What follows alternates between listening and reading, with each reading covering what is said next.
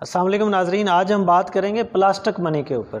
दुनिया में तो प्लास्टिक मनी का यूज़ बहुत ज़्यादा है, लेकिन हमें नोट देखने का शौक़ होता है। जब तक हम नोट ना देखें हमारी तसल्ली नहीं होती। तो बेसिकली प्लास्टिक मनी की जब आप बात करते हैं तो इस हवाले से आप ये नाम सुनते होंगे मुख्तलिफ़ कार्ड्स के।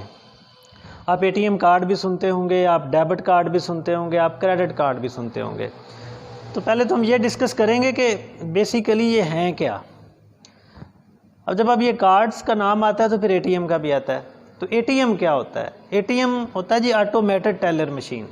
यानी जैसे आप किसी बैंक में जाते हैं तो काउंटर के ऊपर एक टेलर बैठा होता है जिसको आप चेक देते हैं, वो उसको प्रोसेस करके आपको कैश दे देता है। तो इस तरह से ATM एक ऐसी मशीन है जिसके ऊपर आपको ये जस्ट कार्ड चाहिए, आप वो कार्ड डालेंगे और वो काम जो टेलर बैंक के अंदर बैठ के कर रहा है वो जो मशीन आपके लिए कर देगी। तो बेसिकली ATM कार्ड सेपरेट से कोई भी ऐसी चीज़ नहीं है, या तो वो डेबिट कार्ड होगा या क्रेडिट कार्ड होगा। अब डेबिट कार्ड क्या होता है और क्रेडिट कार्ड क्या होता है? ये दोनों जो कार्ड्स हैं ये यूज़ होते हैं कि आपने पैसा अगर आपके पास है तो आप यूज़ कैसे कर सकते हैं, उसको कैसे विड्रा कर सकते हैं। अगर आप थोड़ा सा माजी में जाएं तो आप देखेंगे कि बड़ा मुश्किल होता था पैसा हमें विड्रा करना, कि हमारे अकाउंट में पैसा है और उसके लिए आप पहले तो उसी ब्रांच में ही जाते थे और वहाँ चेक देते थे, तो वो चेक आपका प्रोसेस करके आपको कैश दे देते थे। उसके बाद फिर RTC का कंसेप्ट आ गया कि रिपीट ट्रैवलर चेक, जिसको हम कहते हैं कि इस ब्रांच में आपने बनवा लिए और आप कहीं लाहौर या कराची या कहीं भी जा रहे हैं, वहाँ पे उसी ब्रांच में आप प्रेजेंट करते थे और वो आपको कैश दे देते थे। ऑनलाइन का कंसेप्ट नहीं था तब। उसके बाद ये ऑनलाइन का कंसेप्ट आ गया, लेकिन उसमें भी यही था कि आप अपने ही बैंक, जिस बैंक में आपका अकाउंट है उस बैंक से ही आप दूसरे बैंक में नहीं जा सकते थे, दूसरी ब्रांच में आप फंड ट्रांसफ़र कर सकते थे या दूसरी ब्रांच से चेक दे के विड्रॉ कर सकते थे। तो ये with the passage of time technology का दौर आ रहा है तो चीज़ें आसानियाँ भी आ रही हैं। तो उस लिहाज से फिर ये डेबिट कार्ड का कंसेप्ट आ गया कि आपका अकाउंट किसी भी बैंक में हो और अब किसी भी बैंक की ATM से वो कैश विड्रॉ कर सकते हैं। इसके ऊपर भी काफ़ी क्वेश्चंस आते हैं कि जी वो मेरा अकाउंट तो फॉर एग्जांपल BOP में है, तो मैं अलाइड बैंक के ATM से कैसे, वो मेरे पैसे उधर पड़े हुए हैं तो इधर से वो कैसे मेरे पास आ जाते हैं। तो ये हम ज़रा अगले स्टेप के ऊपर डिस्कस करेंगे। पहले तो हम ये डिस्कस करेंगे कि डेबिट और क्रेडिट कार्ड में फ़र्क क्या होता है। डेबिट कार्ड बेसिकली ये होता है कि जो पैसे आपके अकाउंट में हैं, जो अमाउंट आपकी अपने अकाउंट में मौजूद है, आप सिर्फ उसी को यूज़ कर सकते हैं।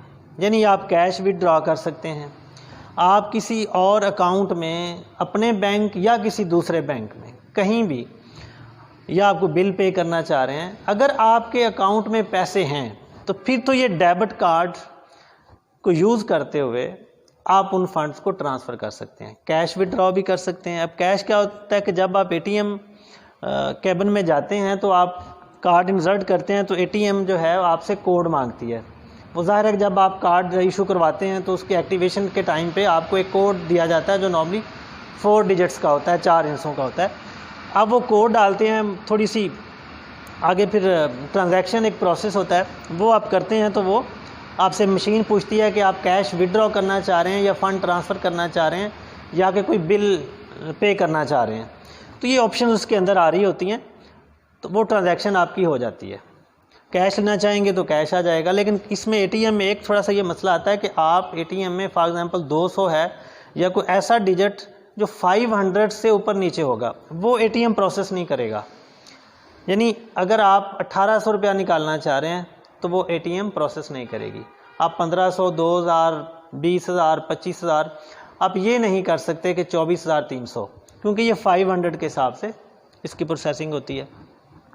तो ये इसमें थोड़ी सी एक प्रॉब्लम आ जाती है। और दूसरा ये होता है कि अगर ये डेबिट कार्ड तब भी आपके लिए बेनिफिशियल होता है जब आपके अकाउंट में रकम मौजूद है। अदरवाइज़ ये डेबिट कार्ड आपके पास है लेकिन इसको आप कोई इससे फ़ायदा नहीं उठा सकते क्योंकि इसके अंदर है ही कुछ नहीं। लेकिन क्रेडिट कार्ड क्या होता है कि क्रेडिट कार्ड एक ऐसी चीज़ होती है जो बैंक अपने अच्छे क्लाइंट्स होते हैं या ऐसे लोग, वो बैंक का चाहे पहले कस्टमर नहीं भी है, उसकी वर्थ को देखते हुए, वो सैलरीड हो, वो बिजनेसमैन हो, उसका एक क्राइटेरिया होता है। वो अगर हम यहाँ डिस्कस करेंगे तो काफ़ी लेंथी हो जाएगा। मैं जस्ट आपको मेन चीज़ें बताना चाह रहा हूँ। वो बैंक उनको लोन दे देता है, यानी वो एक लिमिट बना देता है कि आपकी सैलरी फॉर एग्जांपल 50,000 है, तो आप क्रेडिट कार्ड के लिए अप्लाई करेंगे तो बैंक आपका डेट बटन देखेगा कि पहले कहीं से लोन है या नहीं है, उस लिहाज से देखते हुए फॉर एग्जांपल वो आपको 1 लाख रुपए की लिमिट दे देता है। तो अब आप क्या करेंगे कि अगर ये आपके अकाउंट से लिंक नहीं होगा, जैसे ये डेबिट कार्ड था, ये तो ये था कि आपके अकाउंट के अंदर पैसे थे तो डेबिट कार्ड से आप उनको यूज़ कर रहे थे। अब क्या है कि वो जो 1 लाख रुपए की लिमिट आपको बैंक ने जो आपका लोन दे दिया है, अब वो इस कार्ड के अंदर है, अब आप इसको यूज़ कर सकते हैं। अब इसका सिनारियो क्या होता है कि जब आप यूज़ कर लेते हैं तो ऐसा नहीं है कि बैंक आपको गिफ्ट कर रहा है या वो फ्री दे रहा है, बैंक भी उसके ऊपर अर्निंग करता है। अब जो पैसे आप उससे शॉपिंग कर सकते हैं, कैश विड्रॉ कर सकते हैं या कोई बिल पे कर सकते हैं, तो वो जितने पैसे आप यूज़ करेंगे उसका फिर एक बिल आपको रिसीव हो जाएगा। उस बिल के अंदर एक डेट दी जाएगी कि इस डेट तक आप ये पैसे आपने यूज़ किए हैं प्लस ये इतना मार्कअप है, ये आप पे कर देंगे। अगर आप पे नहीं करते तो फिर बैंक ऊपर पेनल्टी लगा देगा, जुर्माना आपको लगना शुरू हो जाएगा।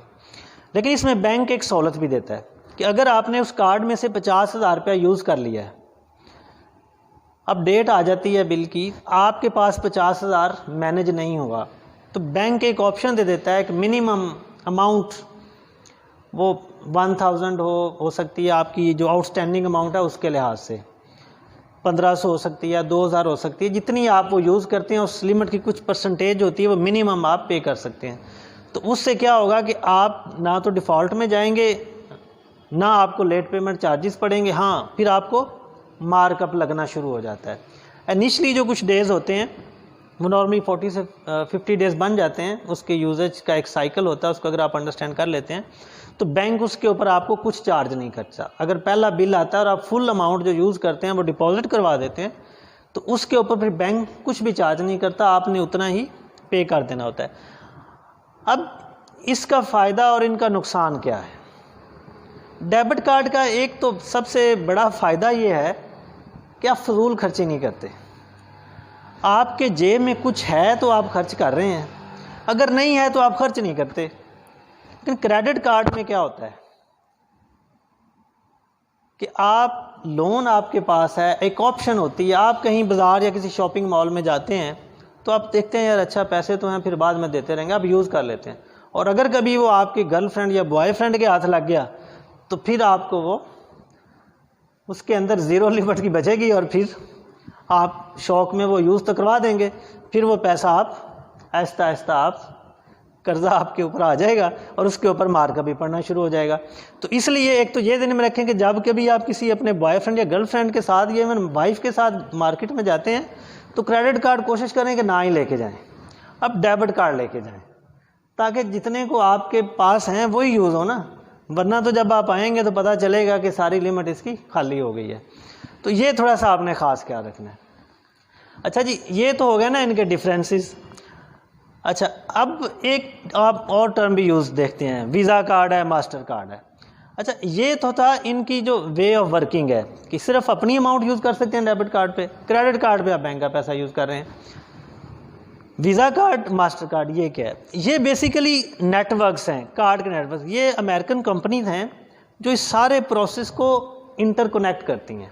जैसे मैंने आपको पहले कहा कि आपका अकाउंट ABL में है, आपने ABL का कार्ड इशू करवाया हुआ है, लेकिन आप BOP की मशीन यूज़ कर रहे हैं तो ज़ाहिर है कोई उसमें कनेक्शन होना चाहिए, कोई इन्फॉर्मेशन डाटा शेयरिंग होगी, कनेक्टिविटी होगी तो आप पैसा विड्रॉ कर सकते हैं। तो ये काम फिर ये कंपनीज करती हैं। वीज़ा कार्ड है या मास्टर, इनका फ़र्क क्या है? वीज़ा का मतलब ये बेसिकली तो कंपनीज हैं, आप इसको दुनिया में कहीं भी यूज़ कर सकते हैं अपना कार्ड। सिर्फ यही नहीं कि आप, क्योंकि ये कंपनीज जो हैं वर्ल्ड वाइड काम कर रही हैं, इवन पाकिस्तान के बैंक्स ही नहीं, जो दूसरी दुनिया के बैंक्स हैं वो भी कनेक्टेड होते हैं। लेकिन अगर आप कार्ड ABL आपने उकाड़ा कर बनवाया हुआ है, आप चले जाते हैं USA, UK या किसी भी मुल्क के अंदर और उसके ऊपर वीज़ा का वर्ड है, तो आप किसी भी वो ATM पे जाके, जो कि वो भी वीज़ा की मेंबर हो या मास्टर कार्ड की मेंबर हो, आप उसको यूज़ कर सकते हैं। अब सवाल ये पैदा होता है कि ये इन्फॉर्मेशन कैसे होती है? या इनकी हमें ज़रूरत क्यों पेश आती है? इनकी ज़रूरत हमें इसलिए पेश आती है, अगर अलाइड बैंक का एक कस्टमर है, वो डायरेक्ट अगर बीओपी ये इसके इन्वॉल्वमेंट ना हो तो उसके लिए फिर ज़रूरत ये होगी कि एबीएल उस कस्टमर का पूरा डाटा अपना उठा के बीओपी को दे दे, यानी दूसरे बैंक को दे, उसके सिस्टम में वो आए, तब आप कैश विड्रॉ कर लेंगे। और ऐसा तो बैंक्स करेंगे नहीं। वो क्यों नहीं करेंगे? इस तरह तो हर बैंक की जो कस्टमर की एक सिक्योरिटी है, उसकी इन्फॉर्मेशन है, वो सारी दूसरे बैंक के पास चली जाएगी। और फिर होगा क्या कि जो आप देखते हैं मार्केट्स के अंदर कि उस बैंक के जो लोग हैं वो उस कस्टमर के पीछे पड़ जाएंगे कि आपके तो एबीएल में इतना बिजनेस कर रहे हैं तो हमारे पास क्यों नहीं आते। ये खींचातानी एक शुरू हो जाएगी। अब क्या होता है कि अगर एबीएल का कार्ड बीओपी एटीएम में यूज़ हो रहा है तो दूसरा जो एबीएल का कस्टमर है या एबीएल की अगर एटीएम यूज़ हुई है तो उस कस्टमर की इंफॉर्मेशन उस तक नहीं जाती कि उसके अकाउंट में कितना बैलेंस है, कितनी ट्रांजैक्शन होती है सालाना या मंथली। और अगर कोई प्रॉब्लम हो जाती है तो ये एबीएल का जो अकाउंट होल्डर है जिसका कार्ड था उसने बीओपी में यूज़ किया था एटीएम में, ये क्या करेगा, एक कंप्लेंट लॉन्च करेगा कि मेरी ये ट्रांजैक्शन में ये प्रॉब्लम हो गई या मेरा कैश नहीं निकला, मेरे अकाउंट से डेबिट हो गया, कोई भी इस तरह का मसला हो जाता है तो ये एबीएल में अपने बैंक में कंप्लेंट करेगा। अब एबीएल क्या करेगा, ये फिर कंप्लेंट जाएगी इनके पास, जो ये नेटवर्क कंपनीज हैं। अब इनके एग्रीमेंट्स होते हैं। क्या एग्रीमेंट्स होते हैं कि ये एबीएल का डाटा बीओपी को नहीं देंगे और बीओपी का डाटा एबीएल को नहीं देंगे। ये डाटा शेयरिंग नहीं करेंगे। ये जो रेलेवेंट इंफॉर्मेशन होगी, क्योंकि इसके पास इंफॉर्मेशन है सारी, ये आपको रिक्वायर्ड इंफॉर्मेशन कस्टमर की देगा जितनी आप कंप्लेंट करेंगे या उसका डाटा देंगे, और वो भी आफ्टर वेरिफिकेशन। तो बेसिकली ये कनेक्टिविटी में जो रोल प्ले होता है तो उसकी कंपनीज़ की बेस के ऊपर कि किस कंपनी के साथ आपके बैंक का लिंक है, वो वीज़ा के साथ है या मास्टर कार्ड है, तो ये डेबिट कार्ड या क्रेडिट कार्ड, ये मास्टर भी हो सकता है, ये वीज़ा भी हो सकता है। तो ये बेसिकली नेटवर्किंग है, ये कोई अलग से कार्ड नहीं है जैसे डेबिट या क्रेडिट कार्ड है। वैसे इनकी मुख्तलिफ कैटेगरीज हर बैंक में डिफरेंट होती हैं, क्लासिक है, गोल्ड है, प्लाटीनम है। तो बेसिकली ये जो सारा एक प्रोसेस है, आपका पैसा यूज़ करने का तरीका है, आपके लिए आसानी है कि आप कहीं पे जाते हैं एक शहर से दूसरे शहर में, या आप कहीं आपने को वहाँ पे पैसा चाहिए तो आपको वो कैश उठा के, करेंसी उठा के लेके जाने की ज़रूरत नहीं है। आप सिंपली ये कार्ड आपकी जेब में होगा, आप उसके ऊपर वहाँ जाके अगर कैश निकालना चाह रहे हैं तो किसी भी बैंक एटीएम से कैश विड्रॉ कर सकते हैं। और अब तो शॉपिंग मॉल में और मोस्टली शॉप्स के ऊपर ये पॉस पड़ी होती हैं, उसके ऊपर वो स्वाइप करवा के आप अपनी यूज़ कर सकते हैं। तो इससे क्या होता है कि आपके लिए सिक्योरिटी के जो इश्यूज़ होते हैं वो नहीं होते। वरना आप अगर कैश उठा के लेके जाते हैं तो आपके लिए सिक्योरिटी प्रॉब्लम भी है, उसको हैंडल करना भी मुश्किल है। कहाँ पे आप सिंपल एक कार्ड उठा के ले जाएंगे और कहाँ पे आप पूरा कैश लेके जाएंगे। तो बेसिकली लेकिन हमारे यहाँ भी बहुत सारे लोग ऐसे हैं जो इन चीज़ों पे अभी ट्रस्ट नहीं करते हैं और वो कैश को ही साथ रखते हैं। और दूसरी चीज़ ये होती है कि जितना भी ये लोग इसलिए भी कुछ हमारे नहीं इस नेटवर्क में आना चाह रहे हैं कि अगर ये इन्वॉल्व होगा, इसके लिए फिर आपका पूरा जो सिस्टम है वो बैंकिंग चैनल के ज़रिए होगा, क्योंकि जो पैसा आपका बैंकिंग चैनल में होगा ज़ाहिर है वही आप यूज़ करेंगे ना। तो जब आप कैश में ट्रांजैक्शंस करते हैं तो उसका रिकॉर्ड उस तरह से नहीं आता। तो इसलिए थोड़ा सा अगर हम फ्यूचर में, दुनिया तो बहुत आगे जा रही है, हमें भी अगर थोड़ा अपनी ज़िंदगी में आसानियाँ चाहिए, या हम इस रिस्क से, सिक्योरिटी थ्रेट से बचना चाह रहे हैं, या अपनी इकॉनमी को हम समझते हैं कि डॉक्यूमेंटेड हो, तो फिर हमें इस प्लास्टिक मनी की तरफ आना पड़ेगा और थोड़ी अवेयरनेस भी देने की ज़रूरत है। इसमें थोड़े हमारे आईटी के भी प्रॉब्लम्स हैं, जैसे आप कंप्लेंट सुनते रहते हैं कि जी वो कार्ड हैक हो गया है, या एटीएम से मैंने कोड दिया, या किसी ने मेरे से फ़ोन कॉल आई, बैंक का नुमाइंदा बन के आपसे कुछ पूछा और पता चला आपका अकाउंट खाली हो गया। तो ये कुछ थ्रेट्स भी हैं। इन थ्रेट्स को ख़त्म करने की रिस्पॉन्सिबिलिटी बैंक्स के ऊपर है, स्टेट बैंक है हमारा। इसके ऊपर अगर हम थोड़ा आईटी के लिहाज से थोड़ा ज़्यादा सिक्योरिटी की तरफ आ जाएंगे और लोगों के जहन से ये फ़ियर है ये निकल जाए तो इसकी तरफ ज़्यादा शिफ्टिंग हो सकती है। लेकिन दूसरी तरफ जो कस्टमर्स हैं, जो लोग ये इशू करवाते हैं कार्ड्स, उनको ये चाहिए होता है कि वो किसी भी बंदे को ऐसे इन्फॉर्मेशन ना दें। अगर आप अपने कार्ड की इन्फॉर्मेशन किसी को नहीं दे रहे हैं, अपना सिक्योरिटी पिन किसी को नहीं बता रहे हैं, या किसी जो अनट्रस्टेड वेबसाइट्स हैं उनके ऊपर इन कार्ड्स की इन्फॉर्मेशन नहीं दे रहे हैं, तो ऐसे थ्रेट की बात नहीं है। आपके बहुत कम चांसेस होते हैं कि आपका कार्ड को मिस यूटिलाइज हो जाए। नॉर्मली हमारी ही मोस्टली गलतियां होती हैं कि हम इन चीज़ों की उस तरह से या तो इन्फॉर्मेशन नहीं होती या केयर नहीं करते। किसी भी नंबर से कॉल आ जाती है तो हम उसको पूरा डाटा दे देते हैं। नॉर्मली हर बैंक के अपने कुछ मखसूस नंबर्स होते हैं, उन्हीं मखसूस नंबर से ही कॉल आनी होती है, तो वो हम अपने हर बैंक से पूछ सकते हैं।